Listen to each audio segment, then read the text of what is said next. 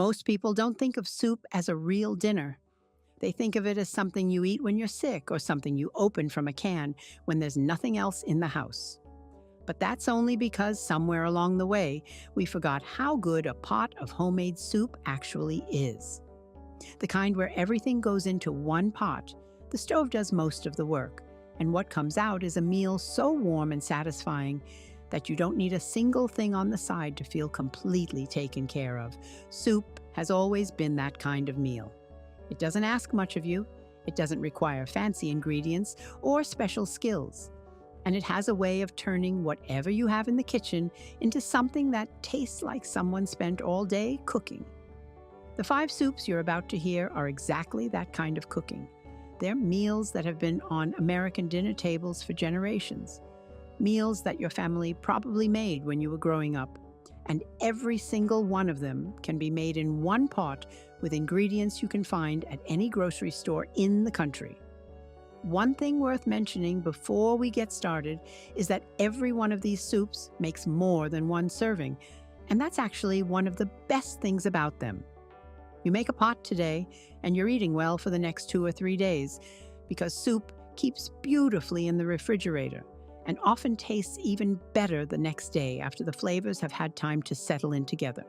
So you're not just making dinner tonight, you're setting yourself up for easy meals all week long. The first soup on this list is one that just about every American family had in regular rotation for decades. And it's the kind of meal where you can use whatever you have on hand and it always turns out good. Old-fashioned vegetable beef soup. You start by browning about a pound of ground beef in a large pot with a diced onion.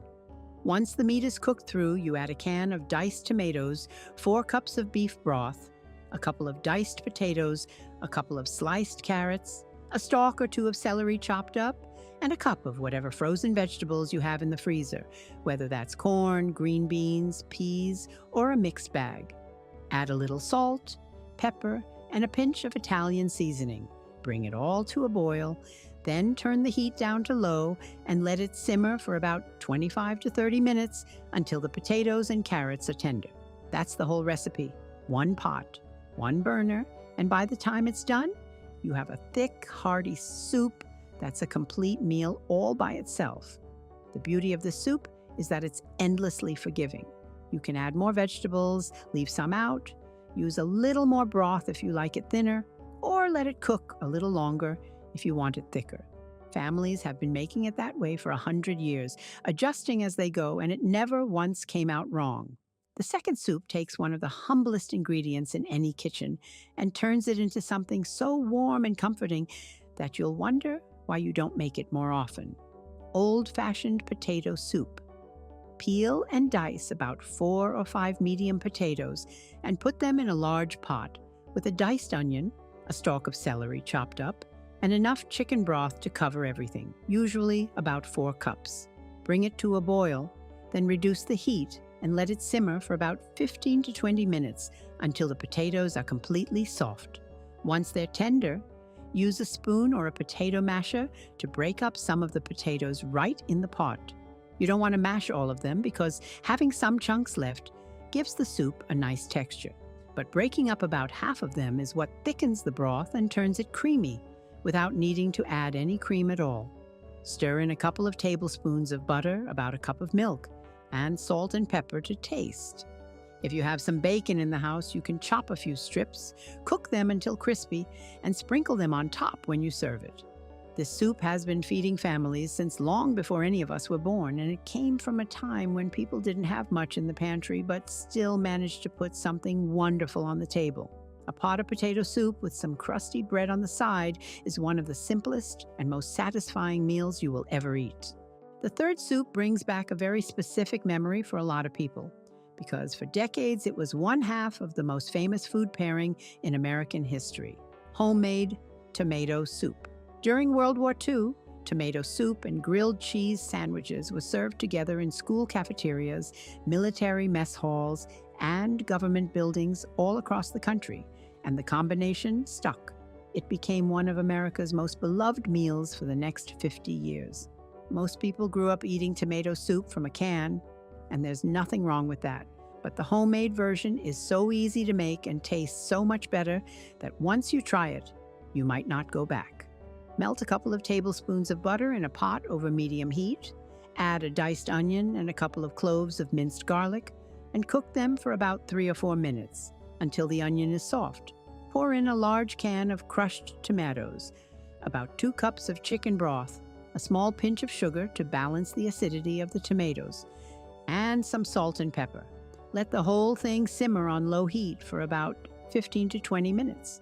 At the very end, stir in a splash of milk or cream to give it that smooth, rich texture you remember. If you have one of those small handheld blenders, you can blend it right in the pot until it's silky smooth, but honestly, it's perfectly good just the way it is with a little bit of texture left in. Serve it with a grilled cheese sandwich on the side, and you got a meal that feels like a warm afternoon in 1965. The fourth soup is one you've probably had many times from a can, but the homemade version is a completely different experience, and it's far easier to make than you might think. Cream of mushroom soup. Melt about 3 tablespoons of butter in a pot over medium heat, and add about 8 ounces of sliced mushrooms along with a diced onion. Cook them together for about 5 to 7 minutes until the mushrooms have softened and released their liquid, and the onion is tender. Sprinkle 2 tablespoons of flour over the mushrooms and stir it in, cooking for about a minute, so the raw flour taste cooks out. Then slowly pour in about 3 cups of chicken broth while stirring, and let the soup come to a gentle simmer. It will start to thicken up almost immediately. Let it simmer for about 10 minutes, then stir in about half a cup of milk or cream, a little salt and pepper, and a pinch of dried thyme if you have it. The result is a rich, velvety, earthy soup that tastes absolutely nothing like what comes out of a can. The mushrooms give it a deep, savory flavor that's hard to describe until you taste it, and the cream makes it smooth and comforting without being heavy. This was one of the most popular soup flavors in American kitchens during the 1960s and 70s, and it deserves to be made from scratch at least once so you can taste the difference for yourself. The whole thing takes about 25 minutes and uses 1 pot.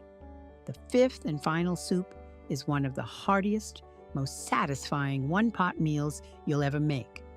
And it was a cold weather staple in American homes for decades, especially from the 1950s through the 1970s. Split pea soup with ham. You start by melting a couple of tablespoons of butter in a large pot over medium heat. Then add a diced onion, a couple of diced carrots, and a stalk or 2 of diced celery. Cook those together for about 5 minutes until they start to soften. Add a pound of rinsed dried split peas, about 6 cups of chicken broth, and a cup or 2 of diced ham, which you can get right from the deli counter at the grocery store, so there's no leftover ham bone required. Stir everything together, bring it to a boil, then reduce the heat to low and let it simmer for about 40 to 45 minutes.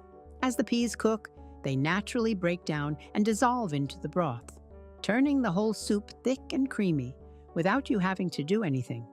The ham adds a smoky, savory flavor that goes through every spoonful, and the carrots add just a touch of sweetness. Most of the cooking time is completely hands-off, so you can sit down and do something else while the stove does the work. When you come back and give it a stir, you'll have a pot of soup that's thick enough to stand a spoon in and satisfying enough to be the only thing on the table. This was the kind of soup that showed up at church suppers and Sunday dinners for a reason, and 1 pot of it will feed you well for days. Every soup on this list was chosen because it's the kind of meal that takes care of you. It's warm when you need warmth, it's filling without being heavy, and it turns a handful of simple ingredients into something that tastes like it was made with love. Because when you make it yourself, it was. A pot of soup on the stove is one of the oldest and simplest pleasures of home cooking, and none of these 5 will take more than your time, a single pot, and a few ingredients you already know by heart.